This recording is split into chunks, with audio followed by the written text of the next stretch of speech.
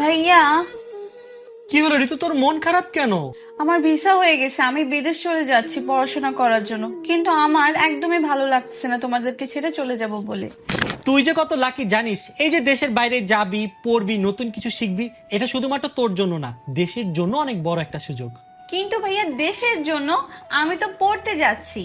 তুই কি জানিস, আমাদের দেশের লাখ লাখ ভাই বোনেরা দেশের বাইরে দিনরাত পরিশ্রম করে আমাদের দেশে টাকা পাঠায়, আর এই টাকা দিয়ে আমাদের দেশের অর্থনীতি চলে, বাবা মায়ের স্বপ্ন পূরণ হয়, আর এরাই হচ্ছে আমাদের রেমিটেন্স বীর।